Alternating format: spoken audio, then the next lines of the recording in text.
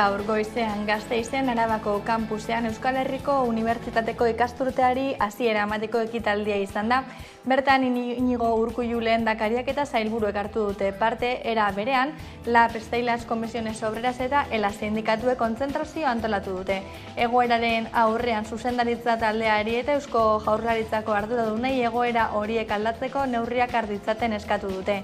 EHUn dauden prekarizazio eta diskriminazio egoerak salatu dituzte bertan eta EHUrako finantzazio handiagoa ere eskatu dute. Izan ere, EHUko irakasle ikertzaile kolektiboko langile askoren lan egoerak oso kritikoak dira eta TKC arloko langileen prekaritate maila ere izugarria da. Azaldu dutenez, lanaldi partzialean jarduten duten irakasleen kopurua handituz, jardunaldi osoko irakasle baten herena kobratuz, alegia 800 eurotik berako soldata dute. Bestalde ordezkatu eta estali gabeko kreditu kopuruak handituz irakasle guztien irakaskuntza sama ere goruntza egin du. Hori dela eta ikasturteari hasiera emateko ekitaldian sindikatuek mobilizazioa egin dute. Eguerdion guztioi, 12 pasata iritsi da gurean gaur magazinari galtzeko unea. Gaurkoan, Euskal Herriko Unibertsitateko irakasleen mobilizazioak izpide. LAB, ELA, Steilas eta Comisiones Obreras sindikatuak bildu dira ordezkapen politika berriaren aurka. Euskal Herriko Unibertsitatean uslo dela eta ordezkapen politika berria ezarri dute eta sindikatuek salatu dutenez ondorio larriak ekarriko ditu. Besteak beste kritikatu dute irakasleek lanaldi partzialak jardungo dituztela eta lanak antolaketa zailduko duela. Hori dela eta ikasturteari hasiera emateko ekitaldian sindikatuek mobilizazioa egin dute. Arabako kampusean eta bertan izan da Nerea García. LAB, ELA, Steilas eta Comisiones Obreras sindikatuek salatu dutenez ordezkapen politika berriak ondorio larriak ekarriko ditu. Izan ere, EHUk erabaki du uslo dela eta arduraldi osoko irakasle ikertzaileen ordezkoak lanaldi partzialekoak izatea. Hori dela eta sindikatuak bildu dira Gasteizko kampusean euren aldarrikapenak kaleratzeko. Orduan, Euskal Herriko Unibertsitatean ordezkapen sistema guztiz prekarioa da, egoera jasanezina bilakatzen ari da. Orain arte egoera partzialean zeuden pertsonek larriki jasan dute prekarizazio hau, baina gaur egun handitzen ari da prekarizazio kopurua. Ez doalako bakarrik beraien lan baldintzen kaltetan, baizik eta unibertsitate osoaren kaltetan. Azken batean, prekarizatuen ordaina izango da beste irakasleok egin beharko dugun aparteko lana, eta baita ere desoreka importanteak lanaren antolamenduan zaie. Honi gehitu behar zaio aurretik estrukturalak diren arazo batzuk baditugula unibertsitatean. Aurreko kurtsoetan salatu izan dugu, finantzak eta falta honek eragiten duela gure unibertsitate publikoan murrizketa anitzak ematea.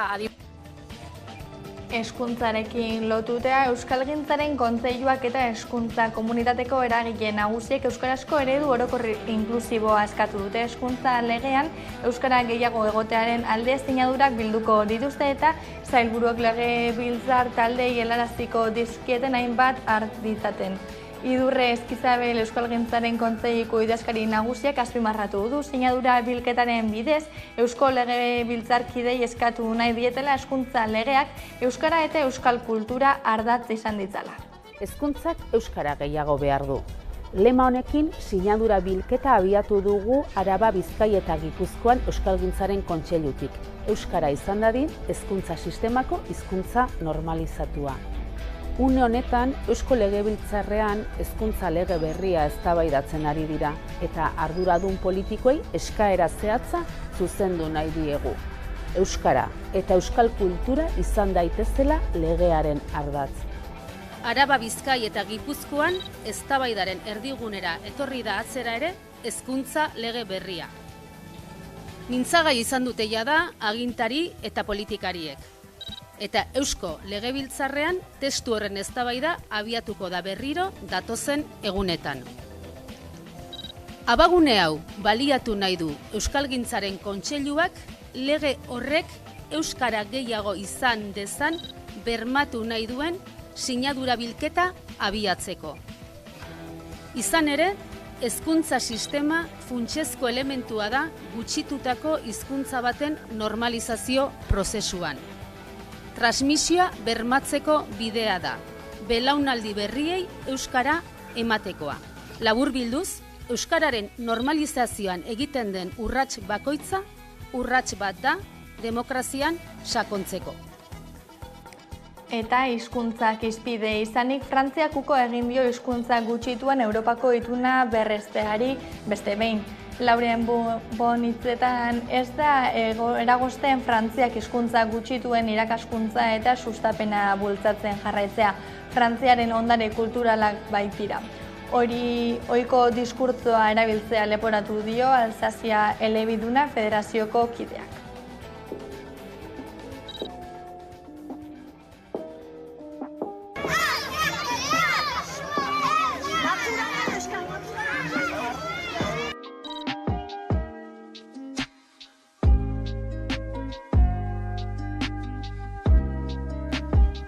Merci à tous, mesdames les sénatrices et messieurs les sénateurs. On va dire.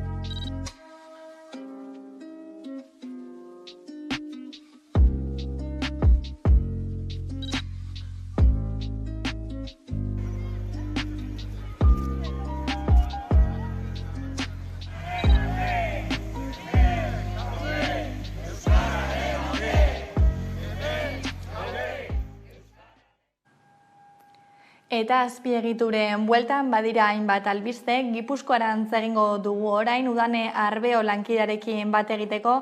Donostian zaude, eguerdion, Udane? Eguerdion guztioi. Bada, beste gorabehera bat izan da abiadura handiko trenaren inguruan. Frantziako estatuko ingurumen agintaritza da duela egun gutxi bildu zen eta esan zuen ez duela baloratuko Bordeleta Tolosa artean egin nahi den linea berriaren bideragarritasuna. Hego-mendebaldeko trenbide plan handia delakoak izango lukeen inpaktua jasotzen duen txostena zaharkitua dagoela iritzita eta 2014ko txosten hori ez duela baloratuko eguneratua izan arte. Horrek aldu eraginik Euskal Herrian egiten ari diren azpiegiturekin? Bai, bete-betean Bordeleko zatiak Euskal Herrikoari eragiten dio hain justu EAEko HTaren zatiari, izan ere Frantziako Bordele Tolosa linearen abiadura handiko trenaren zati horren eraikuntza 2024an abiatu beharko litzateke, 2032an martxa nahi baitute. Baina horretarako ingurumen agintaritzak bideragarritasuna onartu behar du, eta duela egun gutxi elkartu ziren eta berak adierazi zuen ez zuela baloraziorik egingo HTak ingurumenean izango lituzken eragina jasotzen dituen txostena, zaharkitua baitago 2014ko txostena baita, eta hori eguneratu arte ez duela bideragarritasun hori onartuko. Hori hala, atzerapenak aurre ikusten dira, gogoratu behar dugu Urkulluk Gipuzkoa eta Lapurdi 2052ko lotuta nahi dituela, baina atzerapenak aurre ikusten dira. Balazta sakatuta doaz abiadura handiko trenarekin, aurrera egin nahi eta ezina. Frantziako estatuko ingurumen agintaritza joan den astean bildu zen HTaren inguruan hitz egiteko. Bordeletik Tolosara joango den linea baloratzeko alde batetik eta Tolosa eta Akize batuko dituen linea zaritzeko bestetik. Baina ezin izan zuen abiadura handiko linea berriari buruzko baloraziorik egin ingurumen txostena zaharkitua dagoela iritzita. Horrek Euskal Herriarekin bat egingo lukeen lineari eragiten dio, hain justu Frantziako agintariek egindako kalkuluen arabera, 2 hamarkada barru Euskal Herriko atelakoarekin bat egingo lukeenari. Halaxe jakinarazi du Maite Ubiria kazetariak naizen argitaratutako artikuluan.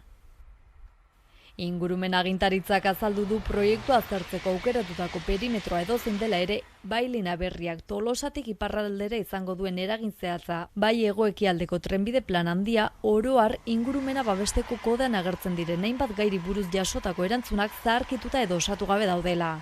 2014an aurkeztutako txostenetik ingurumen araudiaren arloan izan den bilakaera eguneratu gabe dagoela. Duela ia hamarkada bateko adierazpen horretan ingurumen agintaritza gogorarazi zuen kontuan hartu behartzela euskal paisaiaren balio nabarmena, bere haranekin eta lurraldean sakabanatutako habitat girotuarekin. Eta konpentsazioak aurreikusi bartzirela 600 hektarea baso suntsitzeko, lehendik zegoen linaren ordezko trazadura bat egiteko. Horrela gobernu erakundeako hartarazi du ezingo duela baloraziorik egin eguneratutako txosten hori aurkezten ez zaion bitartean. Txosten horrek hainbat gairi erantzun beharko lieke. Hala nola lurraldearen artifizializazioari berotegi efektua eragiten duten gasen isuriei eta trenbideak naturgunetan lotzeko proiektuaren beste inpaktu batzuei. Ildo horretan txostena eguneratu gabe izatea eragozpen bada abiadura handiko trenaren proiektuarekin jarraitzeko orduan. Bordele-Tolosa linearen eraikuntza 2024an abiatu beharko litzateke, 2022an martxan jartzeko. Baina martxa honetan ez dira puntual hasiko.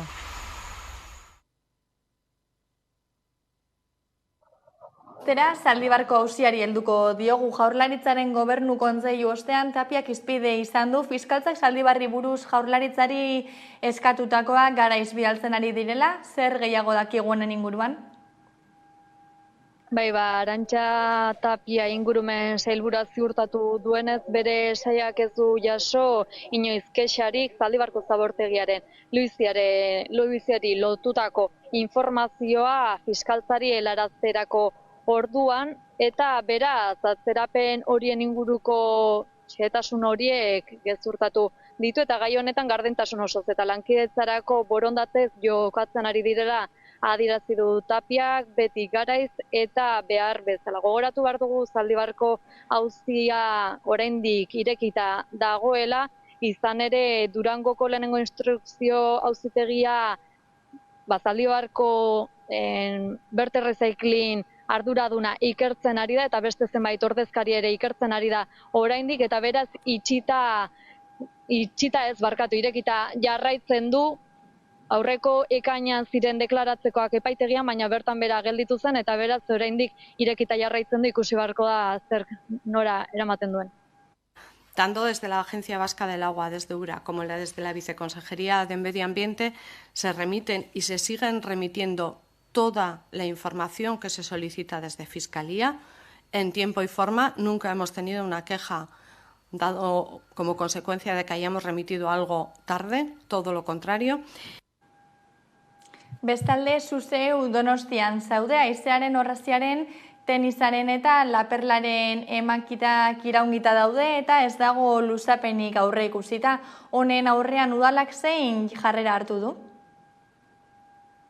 Bai, Donostiako udalak Espainiako gobernuari eskatu dio kostaldeko emakiden lizentzien luzapenak onartzeko, izan ere haizearen orraziaren ondarretako tenisaren hemen atzan dugun udal kirol instalazioaren eta laperlaren emakidak iraungita daude 2018 geroztik, eta ez dago luzapenik aurre ikusita. Horren bestez, 2 errekurtso jarriko ditu udalak, Auzitegi Nazionaleko administrazioarekiko auzien salan, eremu horiek okupatu eta aprobetxatzeko lizentzien ezoiko luzapenaren eskaera ustez ezetxi izanaren aurka. Gauzak horrela, laperlaren edota hemen atzean daukagun tenis kiroldegiaren etorkizuna kolokan dago. Entzun dezagoneneko Goia, Donostiako alkatea. Bi kontzesio hauek aurreko mende hasierakoak dira eta 2018 urtean iraungi egin ziren. Udadetxeak prorroga eskatu zuen, bertan ematen diren erabilerak mantendua izateko, eta kostasetik adierazi zitzaigun ez zute da prorroga hori onartuko, eta kontzesio berria eskatu behar genduela. Zer gertatzen da kontzesio berria eskatu ezkero? Gaur egun leku horietan dauden hainbat erabilera zadantzan jartzen direla, zadantzan baino gehiago. Ondo da, Udane, bada informazio honekin hemen utzi behar dugu konexioa. Eskerrik asko, eta hurrengo arte. Eskerrik asko zuei. Iruñarantz egingo dugu orain bestelako gai bati heltzeko. Izan ere 2016ko San Ferminetan 18 urteko emakume bat bortxatu zuten 5 gizonetako bati ezarritako kartzela zigorra 15 urtetik 14 urtera murriztu du Nafarroako Auzitegi Nagusiak. Soilik baietz da baietz legea aplikatuta. Epaileetako bat izan da, ez da ados agertu eta Gorenaren helegitea jar dakioke erabakiari.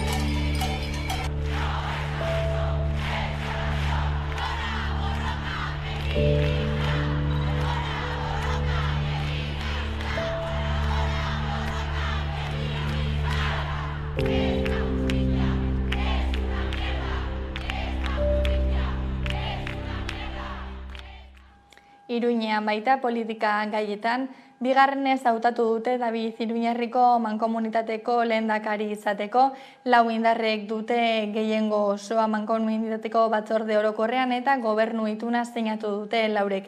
EH Bilduk, Independenteek, Geroa Baik eta Zurekin Nafarroak.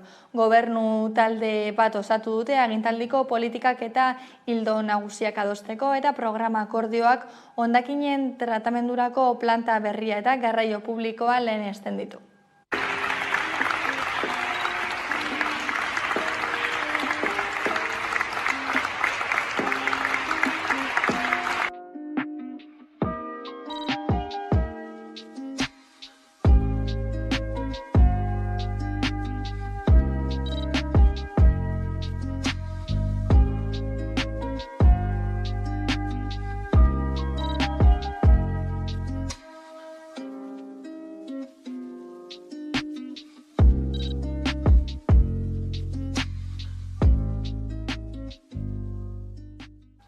Euskal Herritik Katalunian jada izan da astelehenean horren bueltako datuak atera eta aztertu dituzte adinari dagokionez gazteen artean aldaketa somatu dela azpimarratu dute. Izan ere, 2015 eta 2016ko datuek diotenez 18 eta 24 urte bitarteko gazteek independentziaren aldekoak ziren gehienak 49%. Halaber, azken datuek diote independentismoak boto emaile gazteen artean duela babes txikien 7% justu.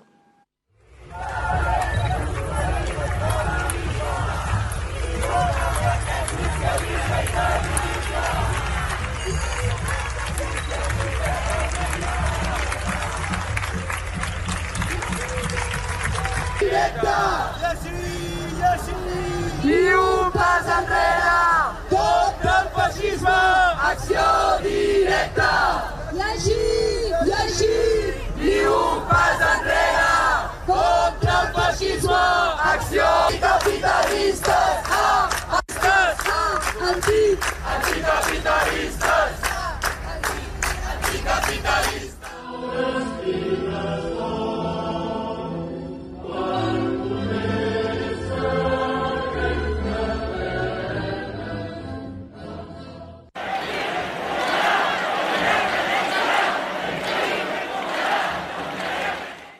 Nazioartean, bestalde Osloko akordioak izpide, duela 20 urte sinatu zuten Etxe Zurian palestinarrek eta israeldarrek Osloko akordioa, baina akordioak ez du bakea ekarri Palestinara.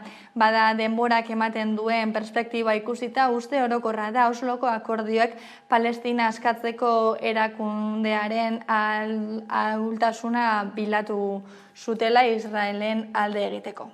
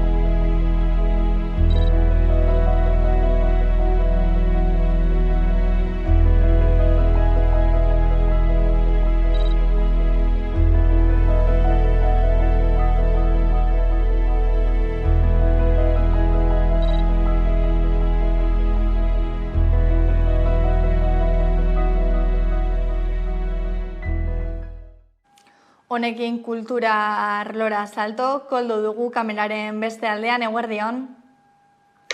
Eguerdion. Tira, basteko, konta iguzu, Koldo, bihar hasiko da musika zuzenean saioaren 7. edizioan, nondik ibili zara biharko saioaren grabaketetan, norekin? Halaxe da, bihar abiatuko dugu musika zuzenean telebista saioaren denboraldi berria, 7. eta urtengorako ere eduki importanteak eta guapoak ditugu. Biharko saioan Feline taldea ezagutuko dugu eta horretarako Gernikara egin genuen bidai. Bai, Feline taldea dugu gaur biharko musika zuzenean. Zein litzateke taldearen perspektibari deskribapenik onena? Feline taldea Gernikan sortzen da, Iparragirre rock elkarteko entxego lokaletan, eta esan daiteke musika estenako zakurzaharrek osatutako taldea dela, ez? Taldekide guztiek beste banda batzutan eritutakoak dira, eta bide horretan musika talde bat sortzerako unean askoz ere erresagoa izaten da aurretik musika tresnak menperatuta. Feline taldea rock giroetan dator, rockaren barnean oso paleta ezberdinak erabiltzen dituzte, batzuek glam rocka ditu izan diote taldearen jardunari, rock and rolla ere badu, musika azkarra egiten dute ere, eta esan daiteke ez dela kokatzen eremu bakar batean, rockaren barnean, hainbat eremu zapaltzen bai bituzte. Bai, eta orain zer darabilte esku artean, diskaren bat edo? Bai, halaxe da, 2. iraupen luzeko diskoa kreatu berri dute, Jantzu izena darama, eta diskorren inguruan arituko gara bueltaka elkarrizketa honetan zehar. Esan bezala taldearen 2. iraupen luzeko diskoa da, 25 minutu irauten duen diskoa da, eta hori izan da elkarrizketa egiteko aitzakia.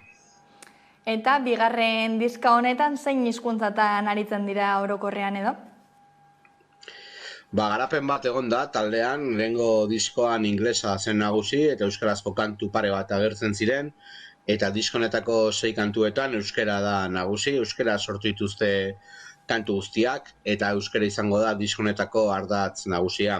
Taldekideen esanetan, konturatu ziren, euskara zabestutako kantak arrakasta, behintzat azeptazio gehiago izaten zutela zuzeneko emanaldietan, eta naturalki sortu dituzte kantuak euskeraz disko berri honetarako.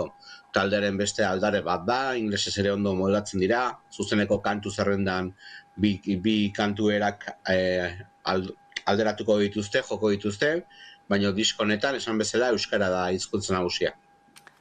Ondo da, Koldo, hemen utzi behar dugu konexioa gaurkoz, eskerrik asko eta hurrengo artea. Eskerrik asko zuei. Kulturan jarraiki, zinemaldiak ere badu zerezana izan ere uko egin dio Urrutiko etxeari buruzko dokumentalak eantzeari ikusi. Entonces, insisto, yo creo que las películas hay que verlas y después hay que opinar.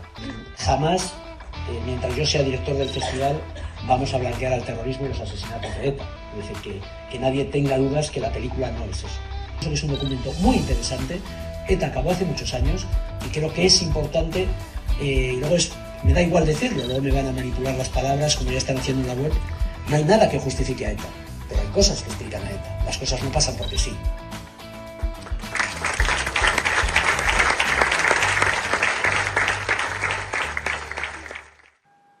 Eta honekin iritsi da gurean gaur magazineko lehen atalaren bukaera eguneko elkarrizketa nagusiari heltzeko Aiara Deurreta kazetariaren eskutik. Laster gara bueltan albiste gehiagorekin.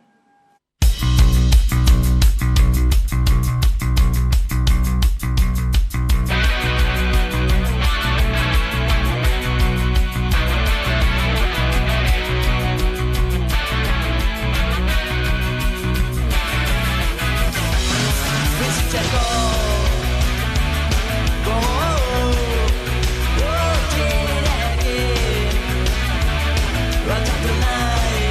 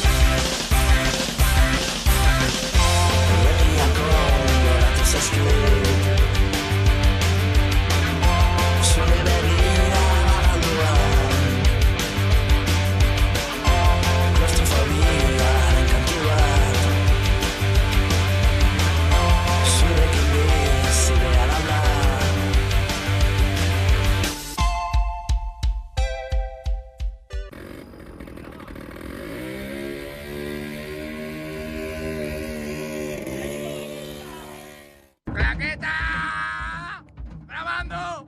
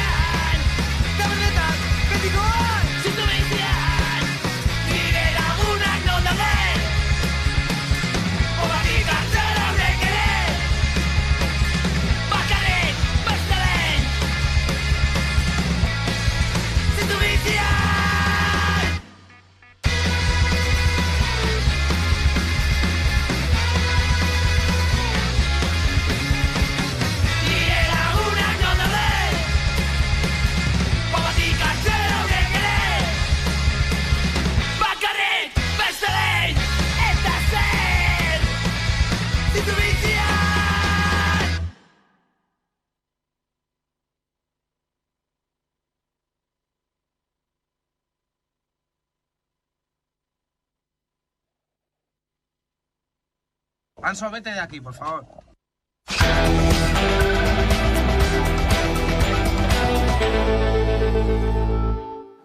Amabiterdiak dira eta horregatik elkarrizta nagusiari ekiteko unea iritsi da eta gaurkoan gurekin ditugu emakumeekin elkarteko bikide, batetik Izaskun Ramaz elkarteko presidentea eta bestetik Lucia Bonilla talde eragileko kidea. Bueno, hasteko eskerrik asko gurekin izateagatik. Eskerrik asko zuei. Bueno, irabazirik gabeko eta ikuspegi feminista duen elkartea da emakumeekin, 10 urte bete ditu berriki, nola joan da ibilbidea? Bueno, ibilbidea gogorra izan da. Orain dela 10 urte 5 pasai emakume ekintzaile batu ziren eta elkartea sortu zuten, beste emakume batzuei laguntzeko. Eta, azkenean elkarte bat aurrera eramatea lan handia da. Eta, orduan hasi gara asko. Orain 150 bazkide gara, baina, atzerantz begiratzen badugu, gauza pilo bat egin ditugu, eta, lana polita da. Lan handia egin duzu 10 urte hauetan, eta helburu batekin abiatu zenuten proiektu hau, elkarte hau, zein da zehazki emakumeekin elkartearen helburua? Batez ere, generoaren aldetik ikusten diren ezberdintasunak. Ez dalako gauza bera ekintzailetzan sartzea gizona bazara edo emakumea bazara. Orduan gure aldetik ikustarazi ezberdintasun horiek eta emakumeak ahalduntzea. Izan ere ekintzailetan emakumeak ikusgai ez egotea eta emakumezko ekintzaile erreferentziarik ez izateak eragindako kezka bat dela eta sortu zenuten okertzen ez baldin banaiz elkartea, ezta? Horretan ere, importantea dela beste emakume batzuen referentziak izatea eta beste eredu motak ere izatea. Azkenean ekintzailetzan edo enpresa bat sortzen duzunean badirudi ibilbide berdina eraman behar duzula, guztiontzat dagoela eredu berdina eta aniztasun handia dago, orduan hori ere ikustaraztea garrantzitsua da. Ekintzailetzan egun genero arrakala badago eta horregatik ezinbestekoa da baita ere sareak sortzea, ezta? Eta sare hori sortzen du emakumeekinek. Eta nik uste dut dela gauzariko berena, ez? Askotan gure eredua edo gure strukturak txikiagoak izaten dira gehienetan, orduan sarearen aukera izatea indarra ematen dizu. Eta gure arteko elkarreko lana egin dezakegu, beste erabaten moldatu, bakarkean egitea baino, jakitea erreferentzi ezberdinak dituzula eta lagunak dituzula. Elkarteak emakumeak laguntzen ditu, sarea sortzen du.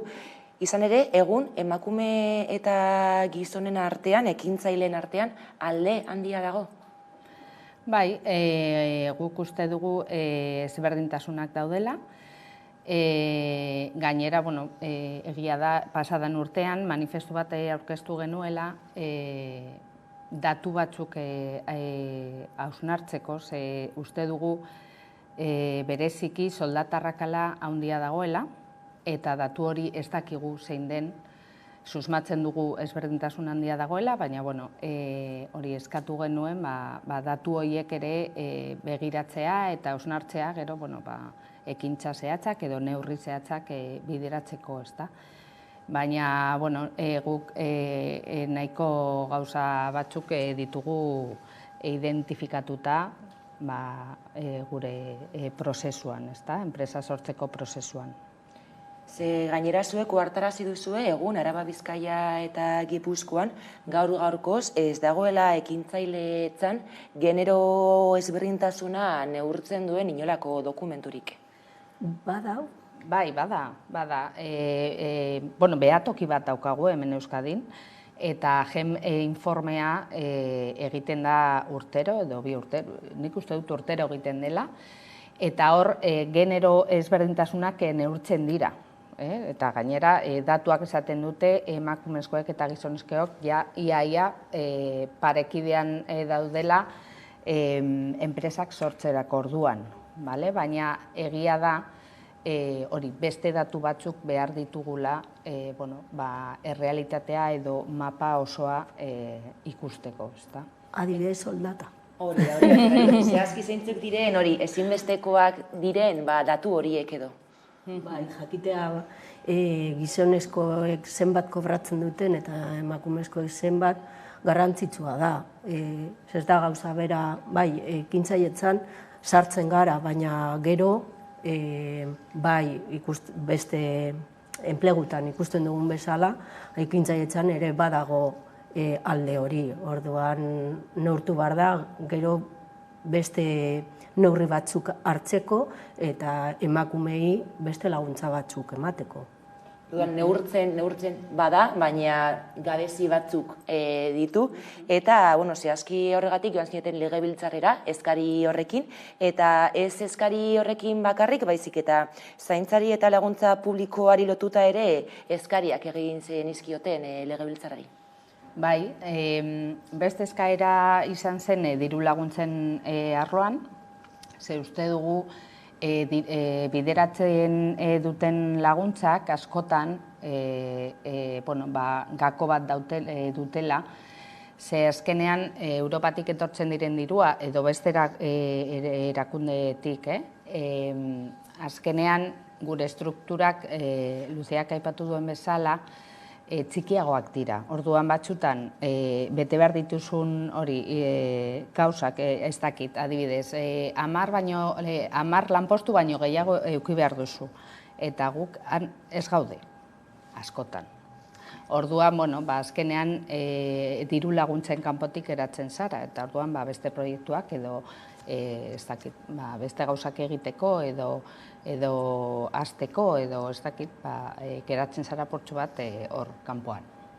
Eta laguntza horien kanpo gelditzearen adierazlea bada Europako Next Generation funtsetatik kanpo gelditzen ari direla emakumeak zelatu zenuten, ezta?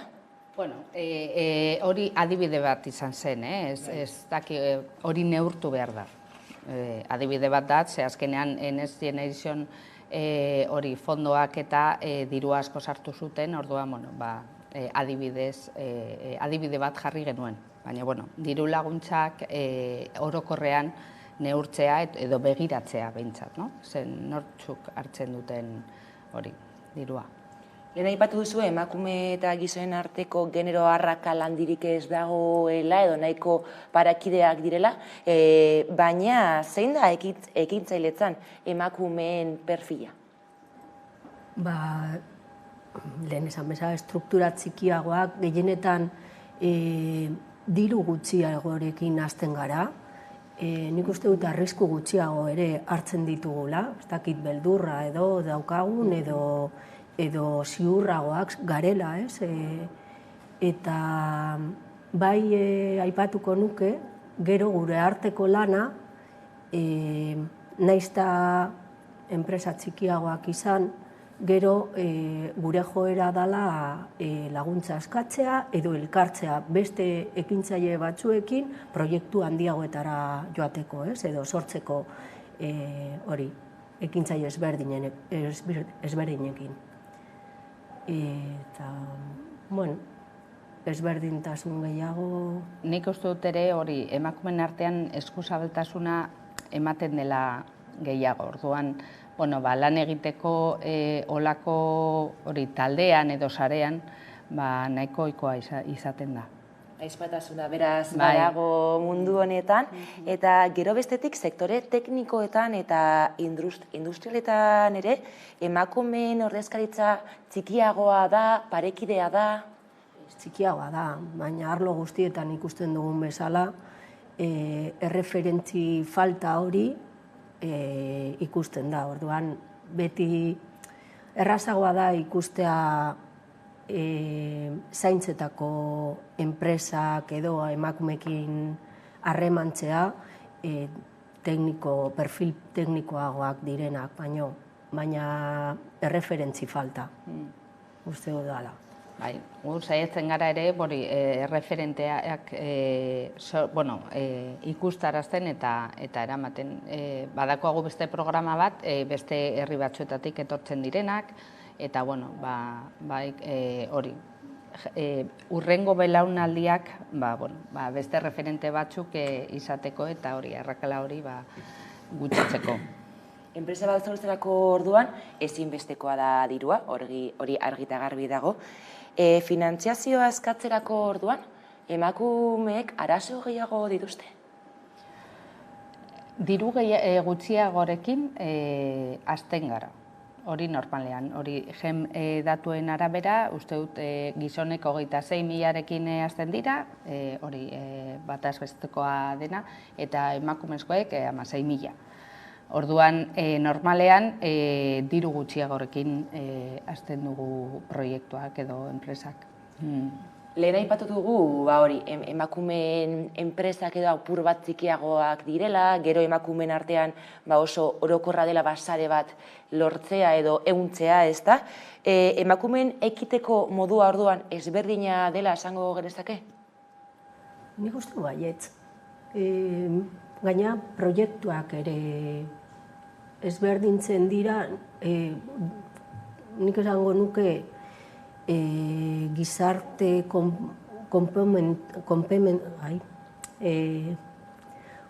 komponente bat dutelako, ez?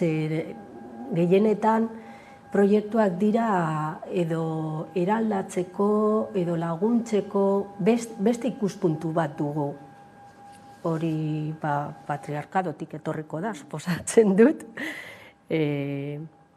Ezi garela zaintzarekin, eta orduan gure ekimenean sartzerakoan, uste dut ikuspuntu hori daukagula, eta naiz eta ez izan gure lehenengo ekintza zaintza, hor daukagu, zeo zer, ez? Bultzatzen gaituela proiektu horietara jotzen. Esango nuke.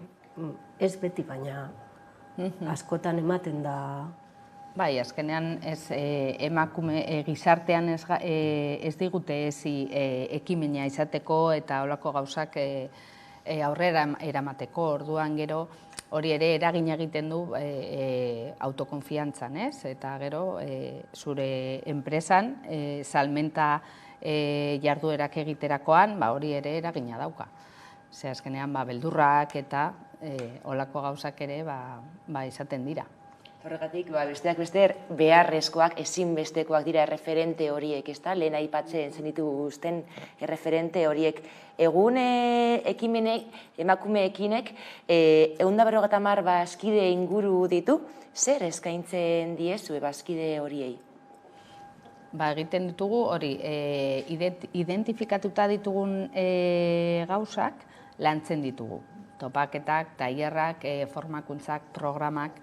Orduan, normalean entzuten ditugu ere haien eskaerak, eta beste perspektiba batekin saiatzen gara gauzak diseinatzen eta programak eta holan antolatzen.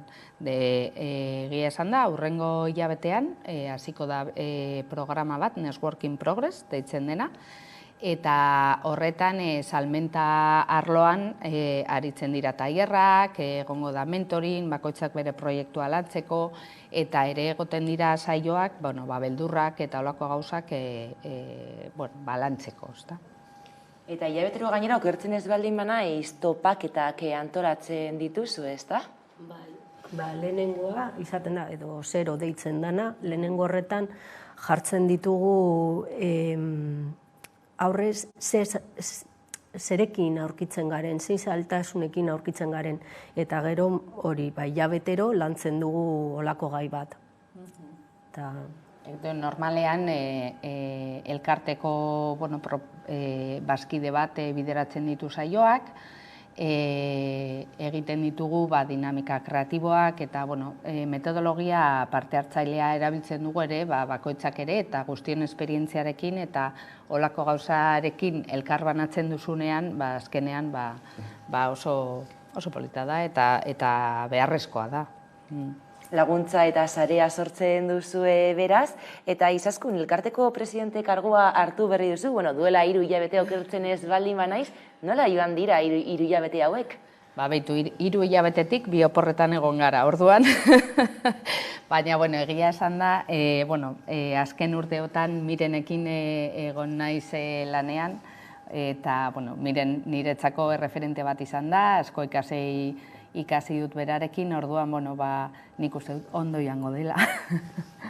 10 urte bete berri ditu emakumeekinek, duela 8 urtetik edo bertan zaudete zuek, eta, azkenean presidente izateko kargoa badeko bere ardura, ezta?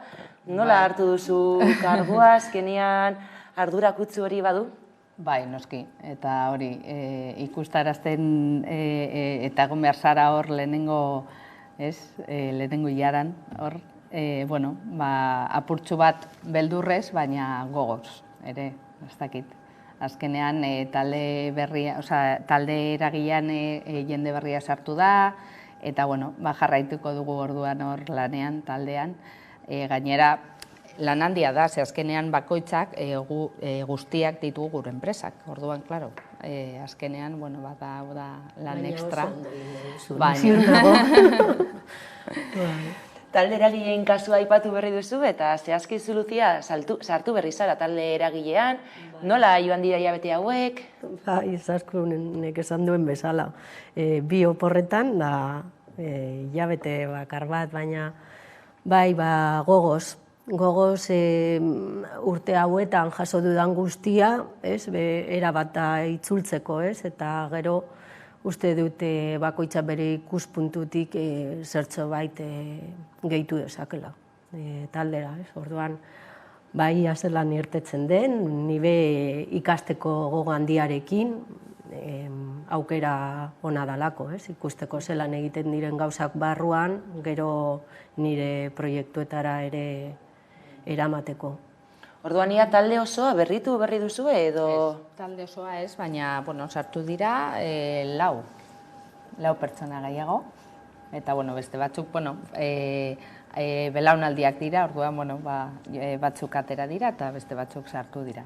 Gogoekin imaginatzen dut orduan heldu diezuela ardura berri horiei, 10 urte bete berri ditu emakumeekinek, zeintzuk izango liratezke hurrengo 10 urteetara begira, orain zuek gainera presidente eta eragile taldean egonda, dituen edo dituzuen erronkak, nagusiak?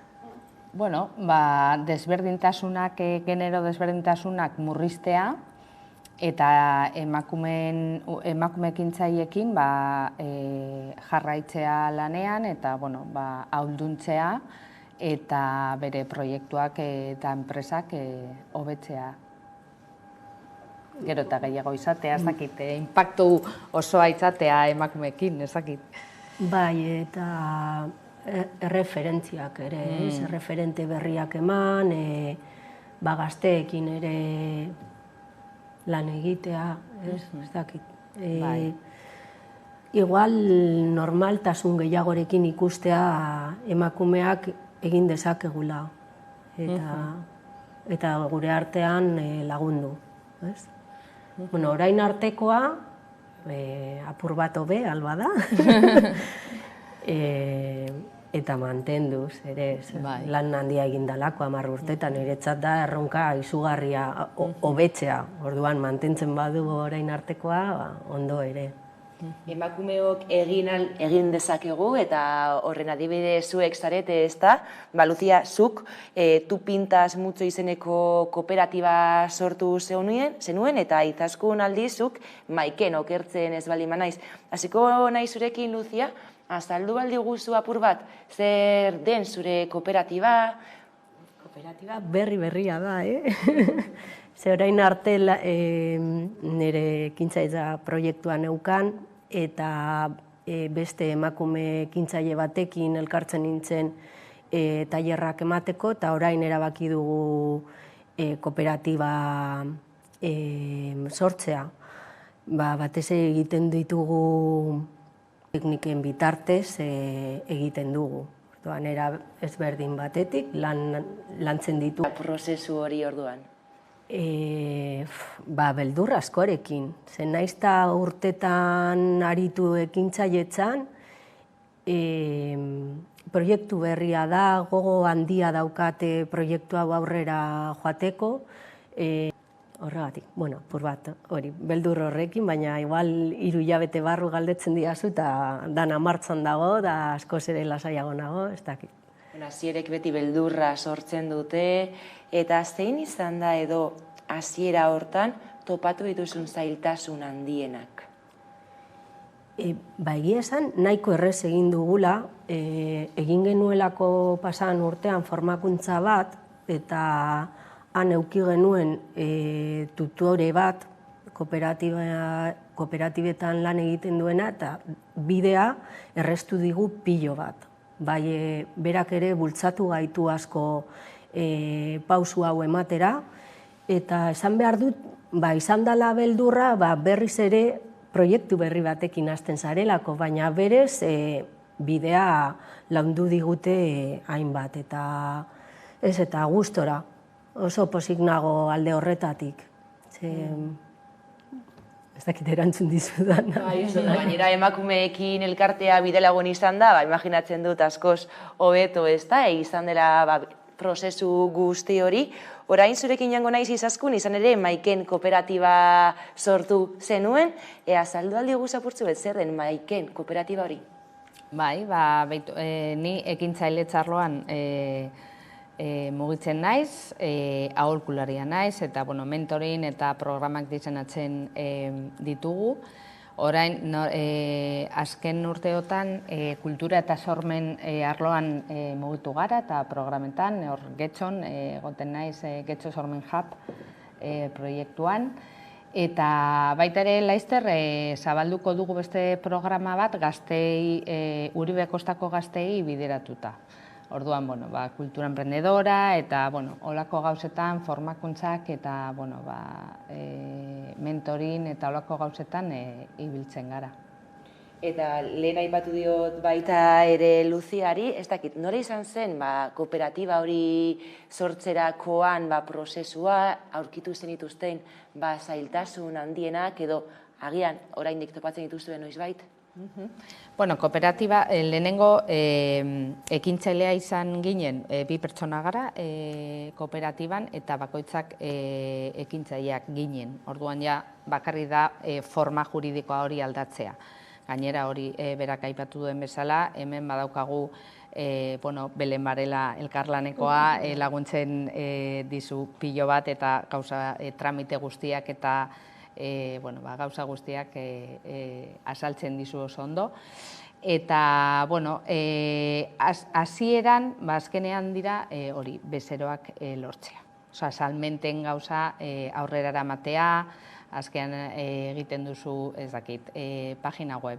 Web orrialdea prestatzeko inoiz ez duzu ikusten ondo, eta hor ikusten dira azkenean hor behetik zein beldurrak dauden, ez? Baina, ja, kooperatiba pandemian sortu genuen, eta orduan ja, 3 urte daramagu hor. Ekintzaileak zarete biak, genero arrakala, estereotipoak eta mikromachismoak egon badira oraindik, ez dakit zuek gertutik horrelakorik bizi duzuen, adibidez, bezeroak lortzerako orduan, emakumeak izateagatik, zailtasun gehiago topatzea edo?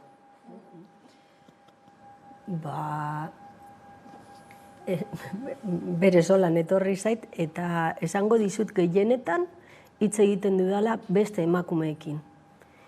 Gutxitan, joan naiz proiektu bat azaltzera gizon bateri. Baina ez dakit hori nire barnean dagoen, askotan igual, askotan ez, baina egia da, gizonekin hitz egin behar izan dudanean, igual zailagoa izan dela. Gure hartan uste dut hobeto moldatzen garela. Nik ez daukate holan gauza askorik, baina egia da batzutan bilera batean, igual gizon batek hartzen du hitza eta berak hitz egiten du. Eta ordu osoa bera hitz egiten eta zuri ez zaizu usten adibidez gauzak azaltzen edo beti azken hitza edo holako gauzetan. Baina, beste gauzetan ez dut topatu olakorik. Eta horrelako gertaerak edo ekiditzeko edo genero arrakalarekin bukatzeko neurriak eskatzen dituzue, okertzen ez baldin banaiz, zeintzuk dira neurri horiek genero arrakala horrekin bukatu ahal izateko ekitzailetzan? Eskatu genituen hor manifestuan, gauzak neurtzea, soldatarrakala eta diru laguntzen gauza neurtzea, baina ere autonomen kuota berrikustea ere eskatu genuen. Ze azkenean badakigu emakumeok zaintzakarga gehiago hartzen dugula, orduan enpresa bat aurrera eramateko orduak ez dira berdinak. Hor ezberdintasun bat dago, ez? Zenbat ordu eramaten duzuzuk proiektu aurrera edo enpresa aurrera eramateko edo gizon batek zenbat ordu eman alduen. Orduan behar bada jardunaldiak ez dira berdinak, orduan kuota behar bada ez da berdina izan behar. Orduan, hori ere berrikustea eskatu genuen manifestu horretan. Orduan hori aldarri nagusia, eskerrik asko gurekin izateagatik, eta batez ere egiten duzuen lanagatik, batetik Izaskun Ramaz, elkarteko presidentea, eta bestetik Izaskun Bonilla, talde eragileko kidea. Eskerrik asko. Eskerrik asko. Eta orain tarte bat, eta jarraian itzuliko gara eguneko solasaldiarekin, eta gaurkoan gurekin izango ditugu Marisa Barrena eta Alaitz Argandoña. Orain arte. Hamaika Telebistak web orri berria du. Aktualitatea, saioak, podcastak, programazioa eta gehiago aurkituko duzue bertan. Unean, uneko edukiak zuzenean edo nahieran, nahi duzuenean. Edozein tokitatik Hamaika Telebista denon eskura, mugikorrean eta ordenagailuan.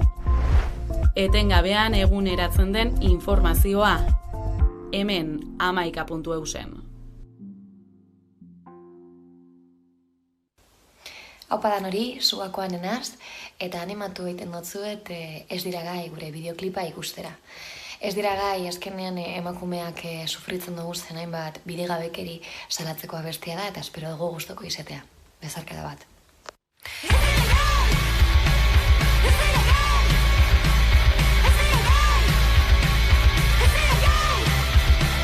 Ez dira gai gure egia entzuteko eta agian ez dute nahi ikusi argia. Horma baten kontra dabiltza, nahi eta zinaren erdian mugitzen dira azken aldian. Ez dute nahi gure bizia, buruzagiak ez badira. Ez dira gai!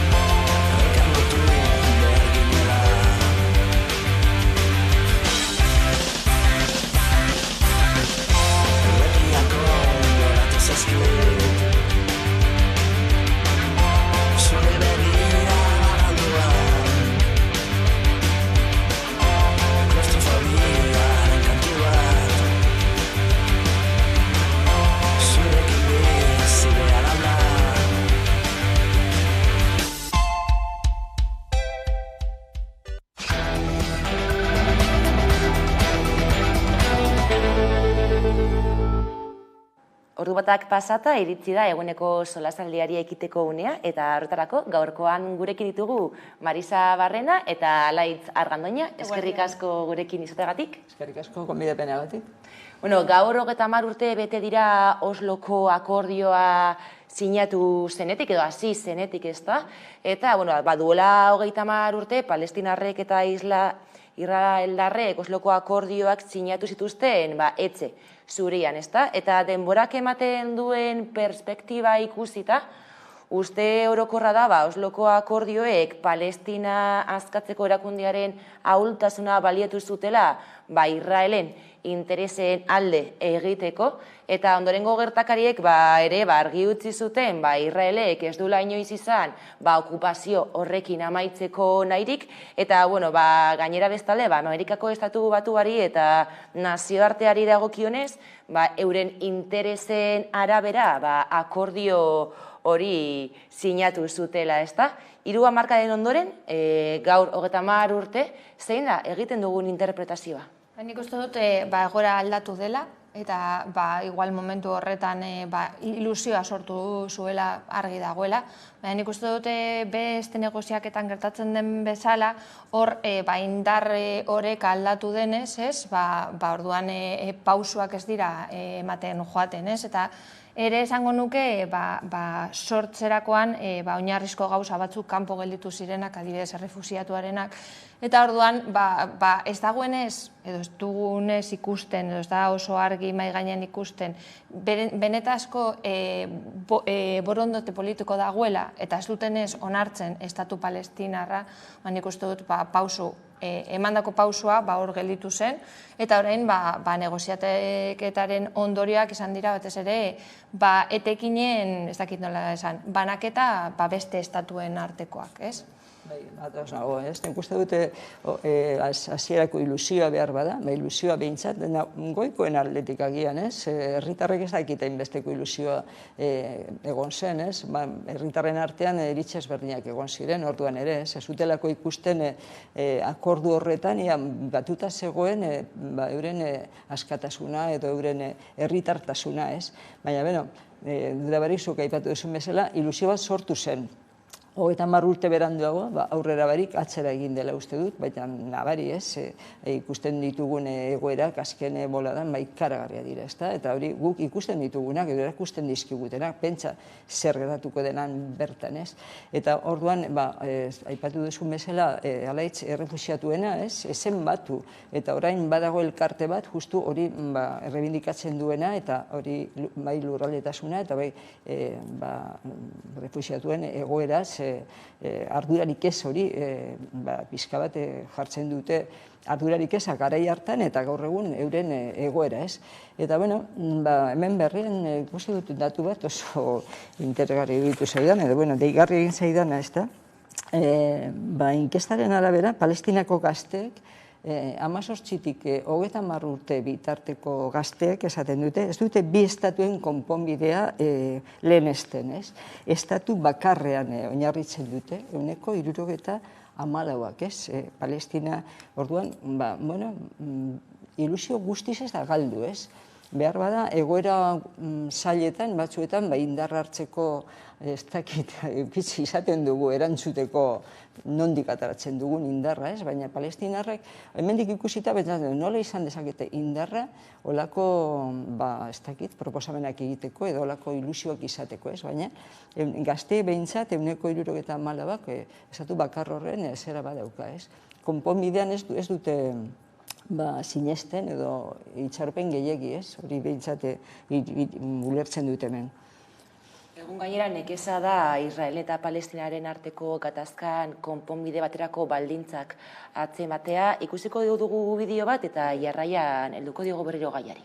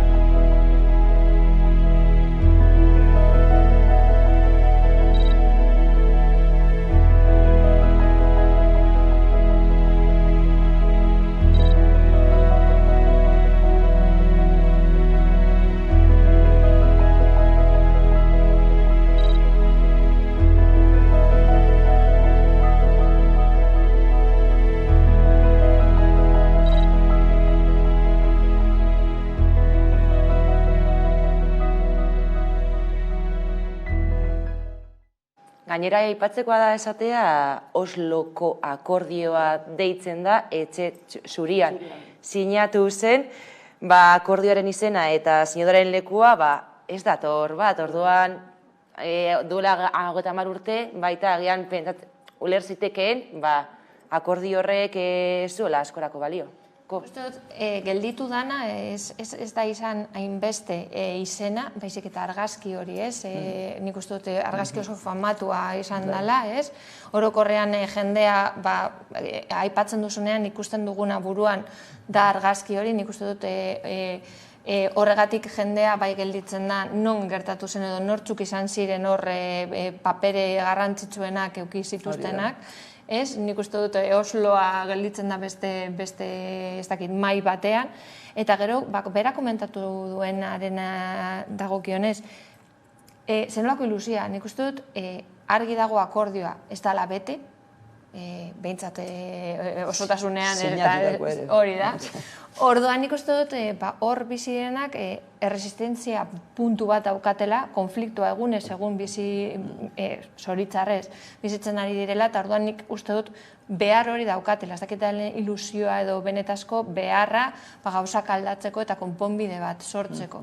Nik gertatzen zaidana da, nire ustez, orain Israelek daukan boteriarekin, hori, indarre oreka ez dela mantentzen, orduan orain negoziaketa baten aurrean, beraien indarrak ez ziren antxinekoak, eta egoera ezberdina da, ez? Osa, dinot, igual garai horretan egunero geneukan gaia komunikabidetan, eta gaur egun, urte hurrena ospatzea esatea, ulertu behar da, baina nik uste dut bakarrik berreuskuratzen da zer gertatzen denean, baina haiek beraien egunerokotasuna pairatzen dituzten ondoriak eta hori da nire ustez lantzena. Bai, eta otoz nago, ez. Baina lehen esan dugun, ez da, hasieratik ere bazituen bere gabeziak. Hasieratik, orain behintzat, orain aipatzen dira gabeziak, ez, hasierako arrakala horiek. Eta arrakala horiek konpondu beharrean edo ornitu beharrean, egin dira, areagotu.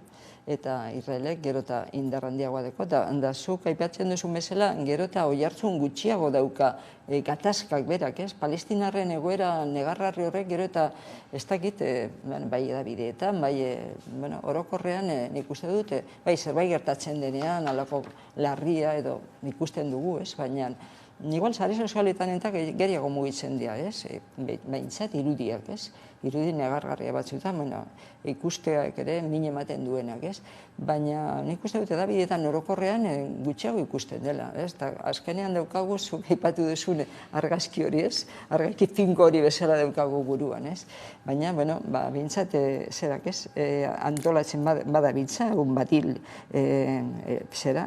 elkartea eta, antolaketa bat badago behintzat, eta horrek ematen du zerbait agian lortuko dutela, baina zaila ikusten da, ez? Zaila da gainera Israelek gero eta indar gehiago lortzen duen enean, Palestina oraindik ez dute herri gisa deklaratu, eta gainera bakea ez da lortuko okupazioa amaitu arte, ez da, eta justiziarik gabe eta palestinarren giza eskubideak errespetatu arte. Gainera, nik uste dute azkenean guztiok gizartearen papera oso garrantzitsua dela, ez? Babesa emateko eta gaia mantentzeko pilpilean, ze horrek ere laguntzen du besteen borroka aurrera eramateko. Eta beste aldetik bebai ikusi behar ditugu zenolako interesak dituzten beste estatuek hori konpontzeko edo ez konpontzeko. Ze azken finean ikusi dugu orain dela oso gitxi Marokon gertatu zana Saharauekin, nola interes propioegatik, nola ukatzen da batzuen eskubideak, ez? Eta nik uste dut arrisku hori mahai gainean dagoena, eta gizarte honen lana da hori ez gertatzea. Ados, guztiz ados nago, ez? Baina, eta gainera, aipatu dugu, ez? Orain dela 30 urte ere, hankamotz jaio zela, ez? Eta hala ere, sinatzailea erail zuten, hil egin zuten, ez? Eta hurrengoa, gogorragoa izan du Palestinaren kontra, edo Palestinaren alde gutxiago egin duena, gotortu egin duela bere egoera, bere boterea, ez? Orduan, zaila ikusten da, eta gogorra ikusten da, baina niri deigarri egin zait, gazteak behintzat, zera ez, badaukatela indar hori ez. Euskal Herrira egingo dugu orain jauzi, izan ere Euskal Herriko Unibertsitateko ikasturte hasierako ekitaldi ofiziala egiten ari dira momentuetan, eta ekitaldi hori egiten zuten bitartean, irakaslek protesta egin dute atarian, Nerea García lankideak zetasunak emango dizkigu eta orain helduko diogu gaiari. LAB, ELA, Esteilaz eta Komisione Obrera sindikatuek salatu dutenez ordezkapen politika berriak ondorio larriak ekarriko ditu. Izan ere, EHUk erabaki du uslo dela eta arduraldi osoko irakasle ikertzaileen ordezkoak lanaldi partzialekoak izatea. Hori dela eta sindikatuak bildu dira Gasteizko kampusean euren aldarrikapenak kaleratzeko.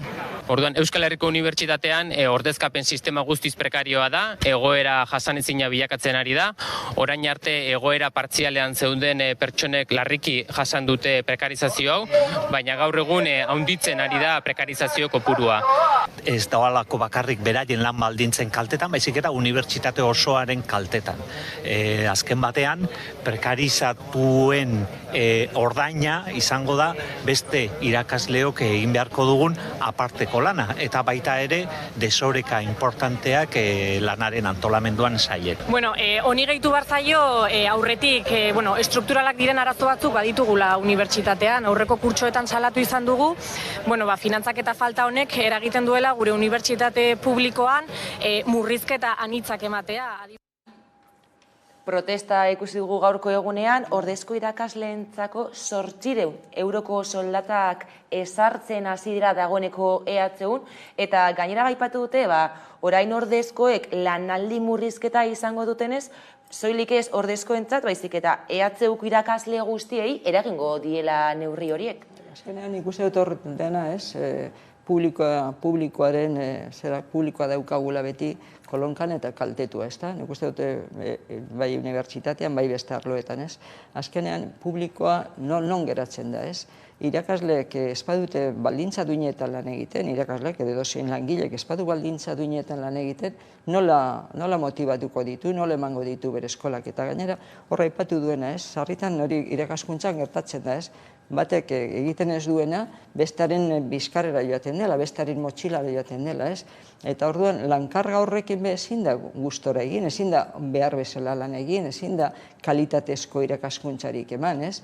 Eta nik uste dut unibertsitateak olako, ez dakit, kalitate falta edo, ez dakit, olako egoeran lan egiten badu, ze gizarte espero dugu, ez? Ze profesionale tengo dira hortik, eta nik uste dut beste profesio asko ere, mimatu behar direla, ez da, baina nik uste dut irakaskuntza oso garrantzitsua dela, eta zaindu behar dela, eta soldata duinak ordaintzea, ordutegi duina izatea, eta, kalitatea horti datorrez, eta, nik pentsatzen dut hori publikoa arlo guztietan daukagula horre, eta hortxe dago ez, ereduan nik uste dut egin behar dugula indarra, eta sindikatuak eta hortxe daude, eta nik uste dut herritarrok ere mugitu behar dugula, ez, irakaskuntza bezala beste osasun sailetan eta beste arloetan, ez.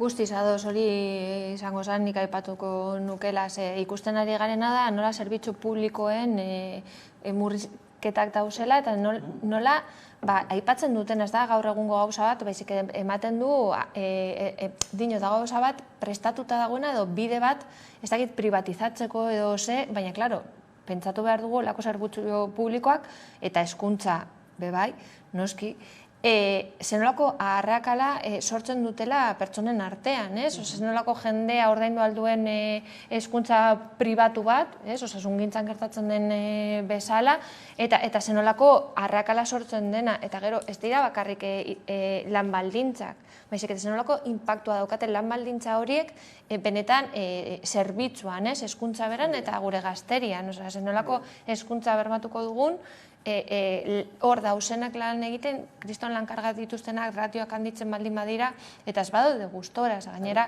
nik uste dut, osasungintzan gertatzen den bezala, irakasle izatea dauka beste puntu bat, ez dakit beste lanbide batean egotea bezala, ematen du, zauzela sortzen pertsonak, formatzen, laguntzen bere bizitzan, nik uste dut dauka beste kutsu bat, eta hori nik uste dut galtzen ari dela lan baldintza duinak ez bat dira bermatzen.